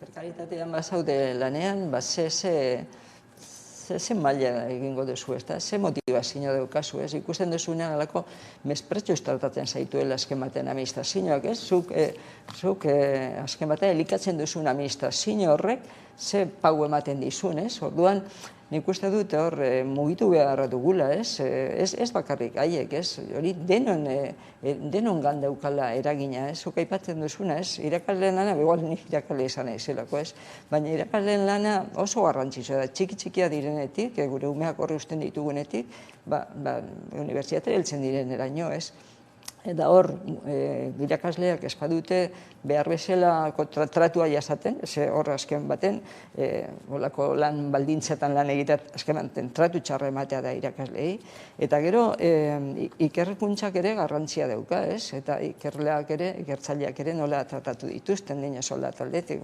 aurreko batean hitz egin genuen horretaz, nik uste dut mugitu beharra dugula, ez bakarrik guk ere mugitu behar dugula, unibertsitatean duin bat behar dute gure gazteak, eta gure gizarteak hori behar duela uste dut. Gainera zuk aipatzen duzu, uste dute gizarteok lehentasunak markatu beharko ditugula, batez ere badakigu zerbitzu publikoak defizitarioak direla, eta ematen du defizitarioak direnez, hori mespretxatzen ditugula, eta hori osasungintzan, hezkuntzan, zaintzan, dauzain bat arloak ikusi ditugula, eta nik uste dut, oso nabarian gelditzen dela behar beharrezkoak direla, eta bigarren mailakoak tratatzen dituzte, batez ere instituzioen gandik.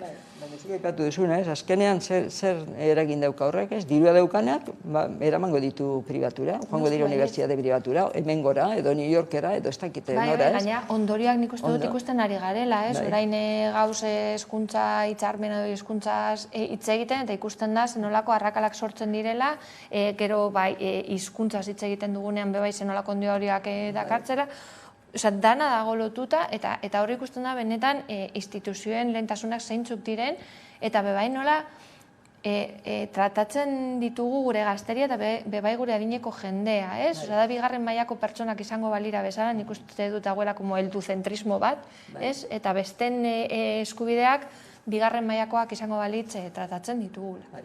Eta nik uste dut hemen alderdiek ere zer esan handia daukatela, orain irakaskuntza legea eta hortxe pilpilean dago, eta hor egin behar dutela alegina, nire dut deskarreko alderdiek horre egin behar dutela gozena egin behar dutela oiu eta mai gainean ipini dituztela ez dakit denon eskubideak, azken baten irakasleen eskubideak ikasleen eskubidea bedirelako, hori katea delako, katea sortzen delako hor, Hezkuntzaz gabiltza eta hezkuntza legea aipatu berri duzu, Marisa, izan ere Euskara, Araba, Bizkaia eta Gipuzkoako hezkuntza legean ardatz izan beharko dela, txikitu dute izan kontseiluak, izan hainbat eragilek, eta izan ere proiektu hori egun hainbat gabezi ikusten dizkiote.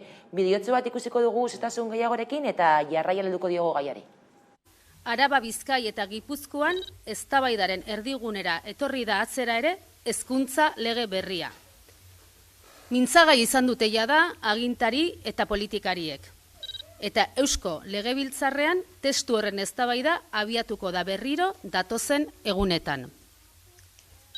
Abagune hau baliatu nahi du Euskalgintzaren Kontseiluak lege horrek euskara gehiago izan dezan bermatu nahi duen sinadura bilketa abiatzeko.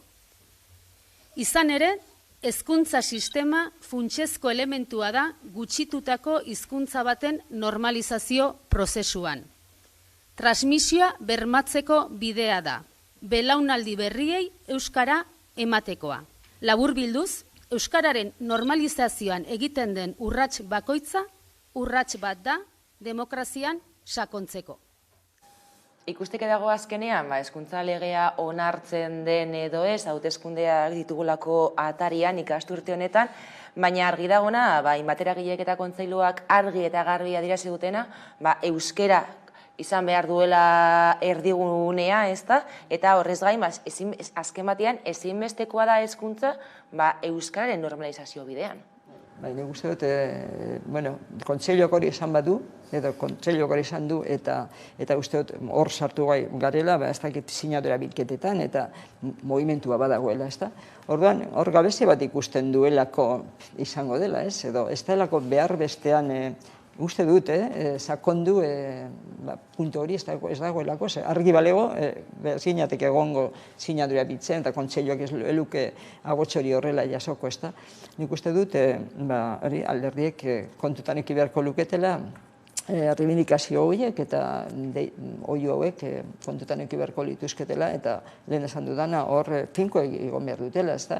Nik ikusten dut gizartean gaur egun edo guraso askok ere ez, ardura gehiago daukatela, euren seme alabekia, ingelesa ikasiko duten, euskara baina, ez? Baina ikusten nire inguru hurbilean, euskaldunen artean, ez? Ingelesara, eroan bertezki derrigor ikasi behar dute ingelesa, eta baina euskara ikasten dute, edo ikasiko dute, edo badakite, edo, baina ingelesa, ez da? Orduan, nik uste dut, eskolan behintzat hori bermatu behar da, maila egokia, ezin dena da, 14 urtera heldu, eta oraindik ez dakit, idazten ez jakitea, edo ez ulertzea, edo komunikatzeko gai ez izatea, ez?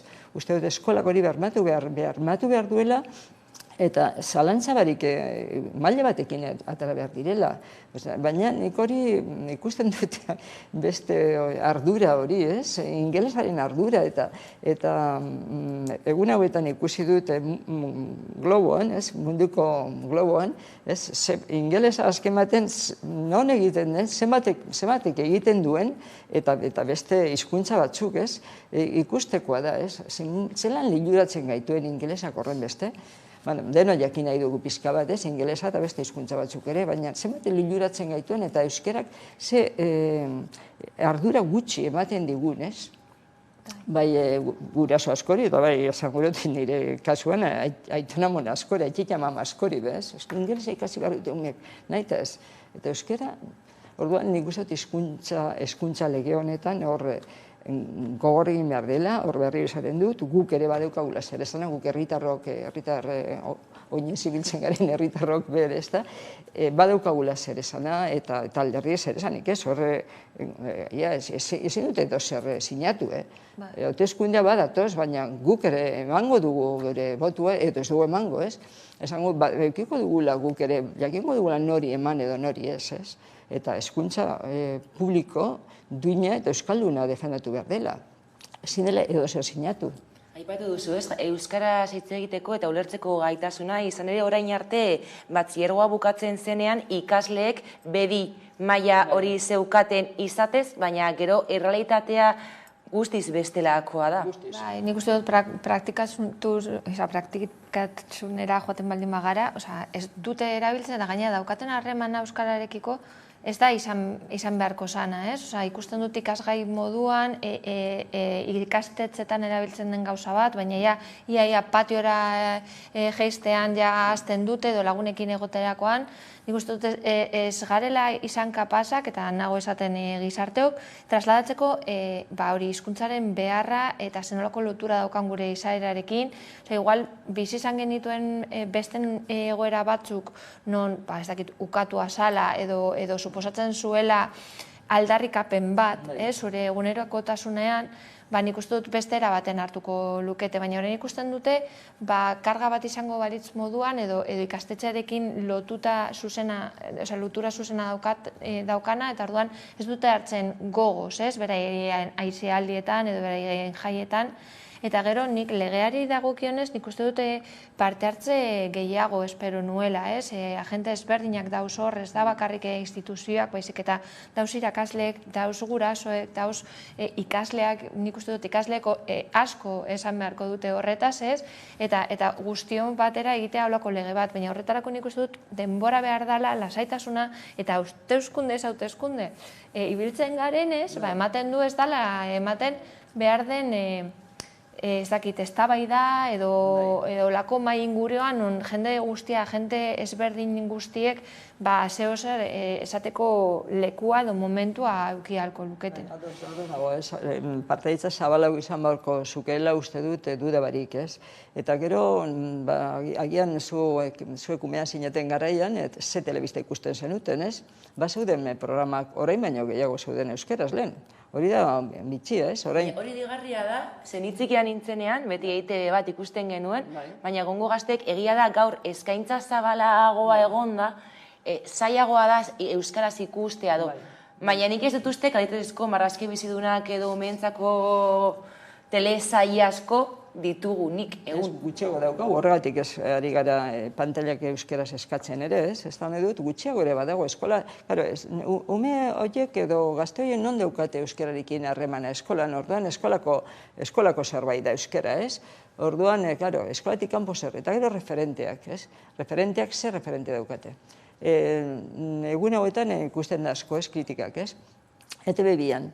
Edozein, ez dakite, arraunlari bat adibidez, edozein pilotari bat, edo entrevistatzen dute euskalduna betikoa, edo baserritar bat, edo aida jone egon den bat, eta gaztaraneaz egiten dute, nik inkuntzu nuen legunean, aida jone dagoen hartzain bat, euskalduna jakina, gaztaraneaz hitz egiten, gaztaraneaz osta jakina, nolako, zer referente daukagu, eta gazte hori zer referente daukate, ze kirolari nola hitz egiten dute, edo artistek, edo ilustratzaileek, edo dozeinek, nola hitz egiten dute. Eta bebian, euskaldunak izan horren betikoak, erderaz hitz egiten dute, karo. Eta, bueno, orduan... Nik uste dut, aipatu duzuna, nik uste dut sare sozialak eta olako plataformak egiten dituzten lanak, ez? Dira, ez dakite, askoz errezagoak edo askoz hurbilagoak umeentzako eta gazterientzako, ez?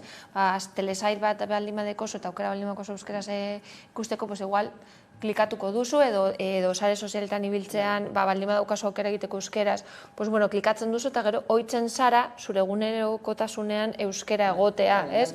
Igual bakarrik da Twitter edo bakarrik, baina behintzat dekozu zeo zer hori hezkuntzatik aparte edo ikastetxetik aparte euskeraz dagoena. Eta erreferenteak, aipatutakoak ni zaitu gustatzen, ez dut esango kontra nagoela, baina guazeneko programa bat kriston eragina eduki duen eta behintzat euskeraz da, eta umeentzako erreferente batzuk hortik ateratzen dituzte. Ez, nire eta aipatzeko bat benetan bai daukala eragina gure umeekin zauzenean aipatzen duten gauza bakarra euskeraz dela, igual da guazeneko programa edo. Orain bi albiste esango dizkizuet, batetik Frantziako albistea, izan ere Frantziak uko egin dio hizkuntza gutxituen Europako ituna berresteari, eta gaurko albistea da, Madrilgo albistea, izan ere, diputatuek euskaraz egin ahal izango dute datorren asteartetik aurrera kongresuan. Frantzia batetik, Madril bestetik, nola hartzen ditugu berri hauek? Bueno, Frantzian ikuste dute, esaldi egin bat erabiliko dute, betiko lepoti buru, ez? Frantziak hizkuntza ofizial bakarra dauka, bakarra. Eta begira zenbat hizkuntza gutxitu edo gutxiagotu da euskan, ez? Gure hasita, euskara hasita, katalana,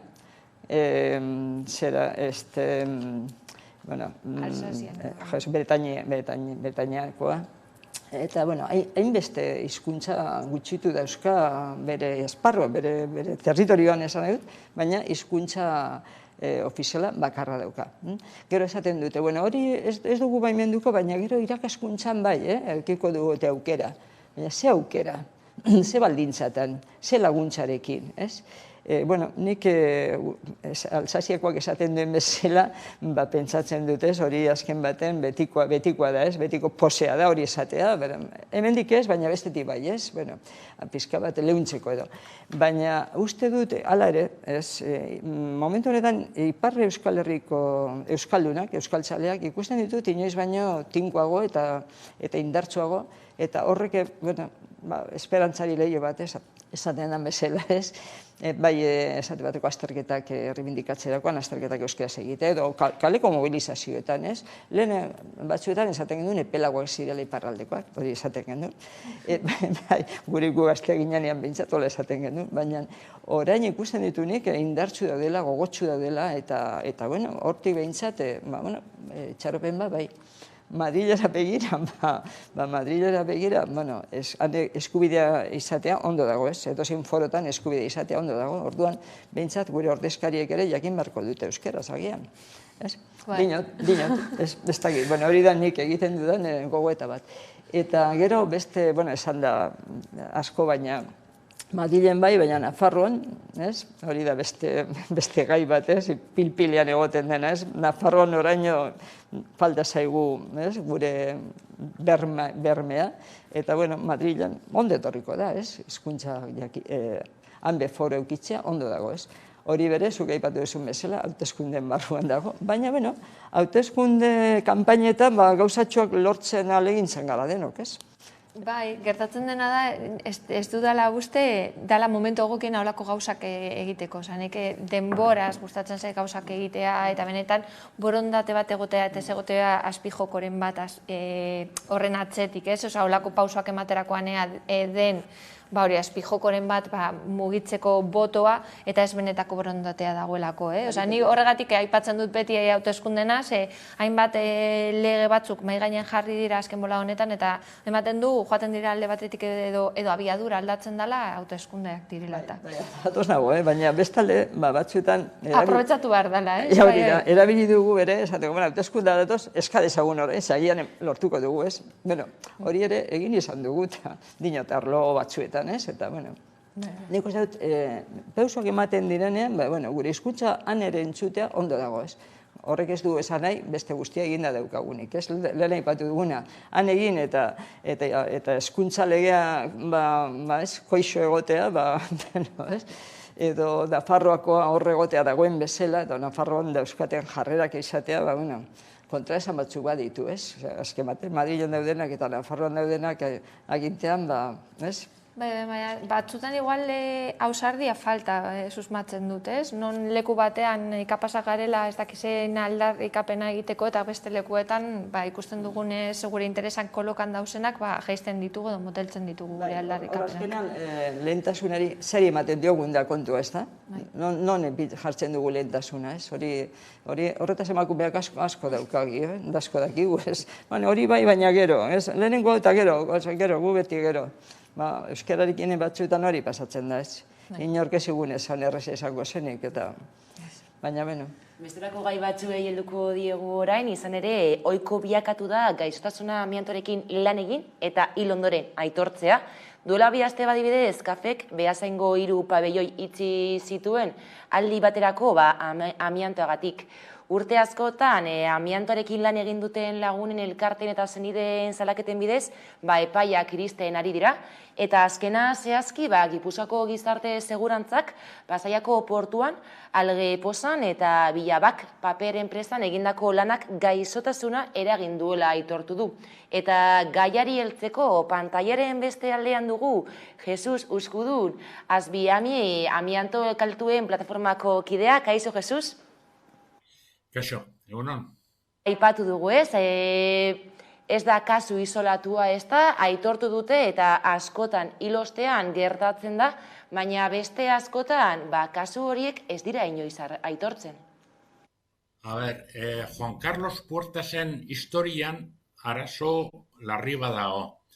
2000 eta aurreko urteko urrian hiltzan, adenokarzinoma pulmonar batekin, eta Osakidetzako medikuk informetan jarri zuten 15 urte eskiotik amiantokin lanean jarduntzala. Aurrena bila baten, geho Pasaiako portuan da geho Alge Poza. Baina, etxean legea bete, behartuta daude mediku parte ematea. Oen, ez zuten eman, alargunak pensio etxioten hobetu, oren lortu dugu, baina kontua da, Osakidetzak ordainditu dirula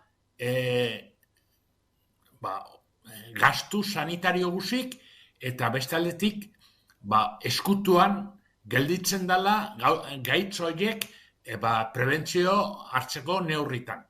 Orduan, guri iruditzaio hoi kriston eskandaloa.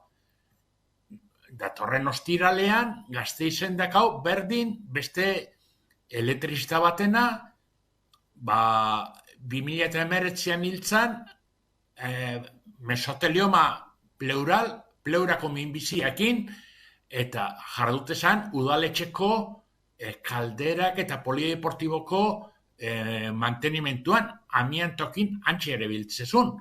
Eta seguro sozialak ukatu indute. Orduan, hemen gaur bada legeak eotea eta bestia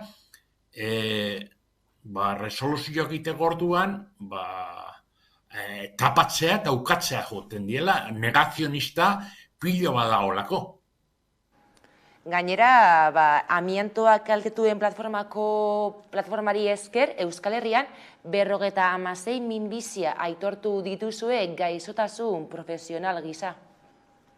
Bueno, Euskadi, nahiz Euskal Gobernua isilik egon, 60% baino Espainiosan hemen dago rekonozituta. Zergatik, nik esango nuke segurazki gehiago dagoela gaixotasunak, baino baita ere gu astarrika gabiltzalako gaixotasun horiek rekonozitzeko. Eta halako pauso batzuk gaik elgotzen. Nik uste dut astelenean sinatu gendun konbenioakin Zumarrako udaletxeakin espero dut pixkat hautzak arrotzea eta eskutuan ez dituzela gelditu gaixotasun horiek. Eskerrik asko Jesu Eskudun, amiantoa kaltetuen platformako kidea gurekin izateagatik eta hurrengora arte. Mi esker. Entzun dugu ez, oraindik orain amiantoa gurean jarraitzen du amiantoak eta legeak egon badira, baina askotan legeak ez dira.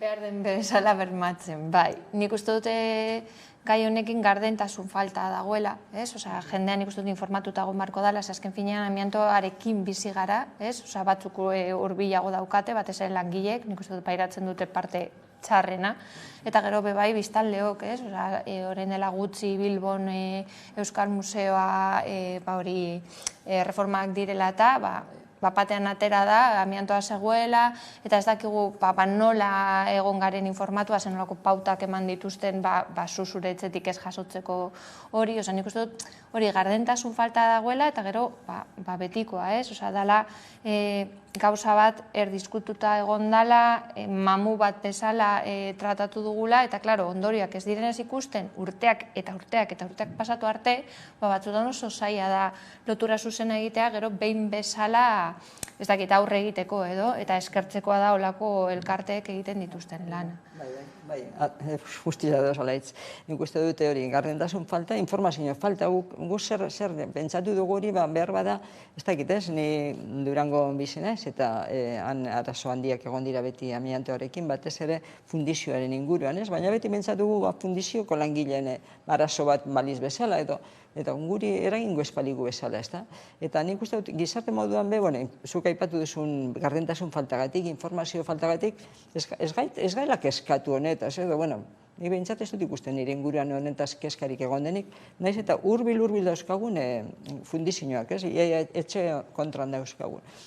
Eta gero, aipatu duena, ez da? Batzutan, eskerrak, zuko aipatu duzun bezala, eskerrak eolako elkartea dauden, eta alde batetik, berak aipatu duenean, geratu naiz prebentzio hitzarekin, ez? Prebentzioa, ze, karo, gauza bat da, hil ondoren, edo, aitortzea, edo, laguntzak, edo hori ondo dago, batzutan beharrezkoa dira, ez? Baina batez ere prebentzioan, ze, aipatu duena, edo ulertu dute, atezain batek ere jasan duela, ez da? Orduan, beti pentsatu dugu beste lanbide batzuetan, edo, baina atezainak ere hori jasan badu, agian besteok ere jasan dugu geure lanbideetan, museoan lan egin dutenek adibidez, edo ez dakit, ez? inorrez gaudela edo ez dagoela libre, ez? Eta orduan, zuk aipatu duzu hori, gardentasun falta, prebentzioa eta gero, jaurlaritzak ere ez dezala egin gorrarena, ez? Entzun behar dituela reivindikazioak eta Osakidetzak hau seriotasunez hartu behar duela, ez? Horre estalita, ez? Horre, ez da egite, batzuen arazo baliz bezala, gutxi batzuen arazo baliz bezala, ez? Nek hurbiletik ezagutu dut, kasu bat, hil ondoren epaiketegietan ibili dana, eta hil ondoren onartu zioten, baina, karo, berak dena dela, edo bere familiak esaten duen ez da, bere reivindikazio bat izan zela, hori, pixka plazaratzea, hori, jendeak horren berri izatea, eta, alde horretatik behintzat, balio izan duela, ez? Eta, alargunak ere, badaukala beste diru laguntza bat, edo, alarguna ere, hobeto bizitzeko aukera baten izango zela, baina kontua esen hori, helburua zen hori sendatzea eta horrelakorik ez gertatzea. Eta lan egin duen tokian, prebentzioa, eta jakitea bere lankideak izan zirenek ere, hori daukaten, ez daukaten, ez? Nik uste dut, gizarte mailan edo herritar mailan ez daukagula honetaz, ez informaziorik, ez sensibilizaziorik honetaz, bere informaziorik ez daukagulako batez ere.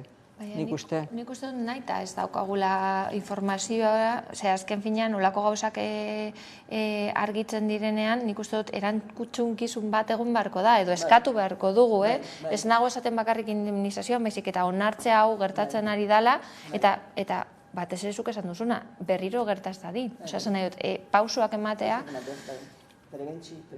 prebentzio jakitea, nondi datorren eta gero badago historiak ez, uralitarekin hortik etor daitekela, baina gero uralita kendu behar duzu, baina nola kendu behar dut, nok ordaintzen du hori, nork esan zidan eri uralita horrek kalte hori zekarrela, ez? Aipatu duzuna, informaziorik eza, gardentasunik eza, interesak, interes ekonomikoak betiko moduan, orduan pairatzen dugu beti herritarrak. Langileak batez ere.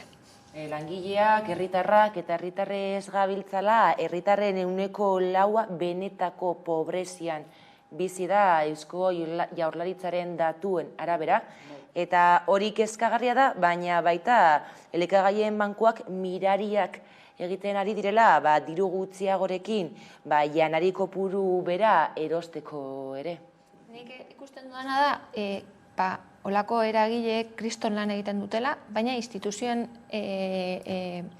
ardura izan barko zala. Azken finean dauz hainbat eragile, bai elikaduren bankuak, bai beste motatakoak, non migranteak laguntzen dutenak, edo kalean bizi direnak laguntzen dutenak, edo hainbat eragileak. Egiten dutena da instituzioen lana. Eta horrek dakartzena, nik uste dute hau izan beharko da zerbitzu publiko bat, eta izan beharko da lehentasun bat. Eta azken finean niri kezkatzen nagoena da hori bai, eunekoa da itzela, nik uste dute deigarria dela, eta baita ere, nik uste dut perfila aldatu dela, batez ere ikusi dugula, orain lehen pentsatzen duguna zala hirugarren ez dakit nola esan, orain edo nori gertatakioke olako gauza bat, paroan gelditza eta batean joan behar izatea, familia joaten dira, ez da pertsona bat, baizik eta familiaren behar ikusten da, eta gero ze garrantzitsua den elikadura gure bizitzan, gure bizitza kalitatean, baita bizi iraupenari dagokionez, azken finean, azkenean produktu ez dakite esango nuke, ez garestienak dira igual kutsatzaienak. Kutsatzaienak esan nahi dute gure gorputzarako, zenontzen bat azukrea daukaten, ze prozesatuak diren, eta azkeneak merkeenak direnez, ara jotzen dugu diru gutxiago daukagunean, eta benetazko elikatzen gaituztenak ez ditugu erosten garestiak direla, eta olioarena, ipagarria. Nik uste dut, elikagai bankuen miraria aipatu duzu, ez da mirarek egin behar dituztela. Nik uste dut, zuk aipatu duzuna, ez? Gero eta lehen pentsatzen genuen mota bat eta orain edatu egin dela, ez? Pobreak edatu dira eskenean, ez? Baina nik pentsatzen dut, badaudela, hiru puntu aipatuko nituzken bat.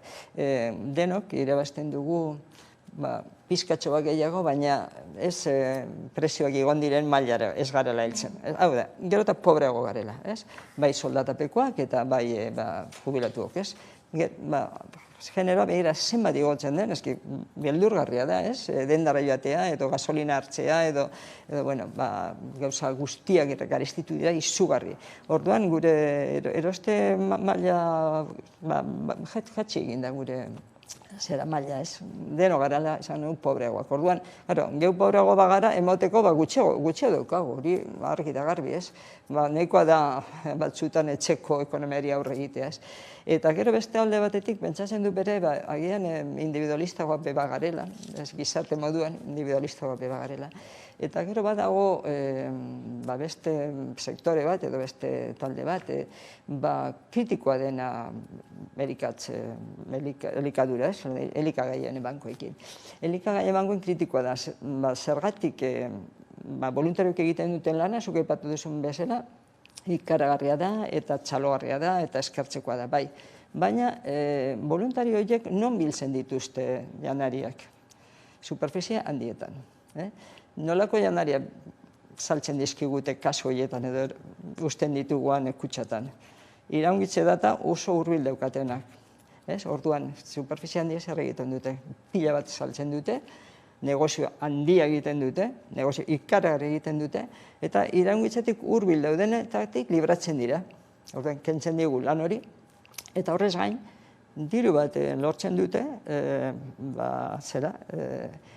mesede hori egin dutelako eta eman dutelako, eta orduan, superfizie handietan bakarrik biltzen da normalean elikagaien bankuetarako, nik ezagutzen dudan eraino.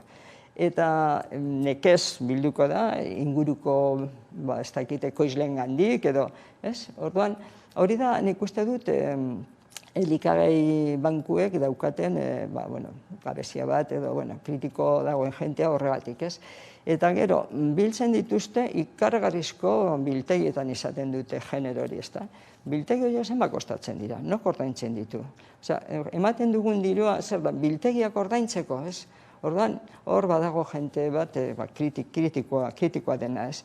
Eta orduan, zuk aipatu duzuna, ez da, publikoak izan beharko lukete, zer izan beharko, justizia ala karitatea, ez? Hor gaude beti, ez? Justizia eta karitateen arteko borroka horretan, ez? Eta nik uste dut, bai, danok orain zabalagoa da behar bada horra jaten den jendea, jende mota esan nahi dut, baina asko eta asko etorkinak dira. Zergatik joaten dira etorkin asko, ez daukatelako zer jan, eta ez daukatelako lanik, janariak erosteko, eta zergatik ez daukate lanik, askok eta askok, paperik ez daukatelako, orduan hor badago, gurpil zoroan gaude, eta orduan prestakuntzarik ez daukatelako bere. Orduan, nik uste dut, papelak esate baterako, papelak arinduko balira, papelen prozesua, eta etorkin horiek eta etorkinak ez direnak, baina batez etorkinak lan egiteko aukera izango balute, eta prestakuntza balute, errezago jango, nekezago beharko lukete alako karitatea, ez da. Eta, hastia badaukat Eduardo Galeanoren aipamen bat egingo dute erderaz dago, baina, a diferencia de la solidaridad, que es horizontal, y se ejerce de igual a igual, la caridad se practica de arriba a abajo. Humilla a quien la recibe y jamás altera ni un poquito las relaciones de poder. Hori da azkenean, zuk esaten duzuna, publikoa izango balitz, hor dago kontua. Nik errespeto guztiakin eta miresmen guztiakin voluntario lanari, ez dut inolako zerik entzen, baina nik uste dut, buelta bat eman behar zaiola, eta ez esan elikagaiak ez dute ematen, eta, buelta bat eman behar diogu honi, eta aztertu behar dugu, gogoeta bat egin behar dugu hori, esan duguna, ez? Es justicia y no caridad la que necesita el mundo, es justicia y no caridad. Nik esango nuke gauza batzuekin gertatzen den bezala, lehenengo eta behin karga jartzen da gizarteen gainean, ez? Zuk ez duzu ematen, edo zagatik ez duzu ematen gehiago. Eta beste aldetik, horrekin batera, etxe bizitza, hezkuntza, osasungintza eta elikadura dira eskubideak ditugunak. Eskubideak. Eta bermatuak izan beharko dira instituzioek bereien irantzunkizuna ematen. Eta hori da eskatu beharko duguna. Horregatik nik beti jartzen dut gainean publikoak izan beharko direla. Azken finera, publiko horrek egiten duena da eskubideak bermatu. Eta nork bermatu beharko ditu instituzioek, azken finean bestera guk egiten duguna da zuloak tapatu. Bai, beste galdeandorena esaten duen. La caridad es más noticiosa que la reivindicación. Orduan, claro, reivindikatu beharko genuke, ez da? Abertzen bat ematen duzuen, eta batzutan egoten direnean, bilketa egiten atean, fijatzen egun bezala egoten dira, kontrolatzen bezala zer usten duzun, zer ez duzun, ez da, mesedez, agian nenago atozuk egiten duzun kanpaina horrekin, ez? Eta agian ez daukate emateko, ez dakit ez, baina egoten diran, pizka bat, nire violento eta guzti egiten zait, ez? Egoten diran, voluntarioak, ez? Lan onda egiten dutela, esan dudan bezala, baina, eta gero, esate baterako, bideak zailak dira, ez da, biderik zuzenena uste dut publiko diotzea dela, baina erdibide batzuk ere, egon daitezke, esate baterako, pentsa zenbat janari botatzen den egunero. Tonaka botatzen da, eskoletan, ospitaletan. Jatetxetan. Jatetxetan, bai. Supermerkatuetan hori eman beharrean, zer egiten dute saldu, presio merkean eta iraungitzeta eta hurbil daukatenak, saltzen dituzte gainera, hori, badago datua, badaude hori ez dut nik asmatu, hori irakurri egin dut, eta datu kontrastatua dira, ez da? Orduan, gero, supermerkatuetan, eta toki askotan, orduan, hori zegatik ez da hori bideratzen. Badaude egia esan alako ekimen batzuk ez da, nola deitzen dira, nebera solidariaz edo olako izozgailu solidarioak badaude, Galdakon edo Durangon edo badaude herri batzuetan, olako batzuk, Gipuzkoan badaude herri batzuetan. Eta, hor, azken baten bota beharrean, baina beste batzuetan, baina zerako tonak botatzen dira. Hori zergatik ez da hori antolatzen esate baterako. Eta gainera zen olako impacto ekologiko daukan. Ez da bakarrik zentsu horretan, baizik eta... Hori gainera, bai. Orduan esan nahi dut, erdibide batzuk erdibide batzuk edo atoztuta, ez publikotik hori bultzatu beharko lukete. Edo behintzat izan, arduratsuak, nik uste dute presioei mugak ipini beharko dietela. Hori da beste bat. Bai energiaren presioari, alokairuen presioei eta likaduren presioei, eta hori instituzioen eskuetan dauz. Bai. Eta nik uste dut hori izango zen pausu ausarta bat, baina ez dira kapasak, nahiago dute laguntzak emotea, edo lako eragileak laguntzea, benetazko neurriak hartu benetazko neurriak hartzea zaila dela. Denbora barik ezin dugu jarraitu, badakit gai honek askorako ematen duela, beste egun batean helduko diogu berriro ziurrenik, beraz, eskerrik asko Marisa eta Laitz, gurekin izateagatik, hurrengora arte, eta orain tarte bat, eta jarraian itzuliko gara eguneko albisteekin, Irati Jarzak gidatuta.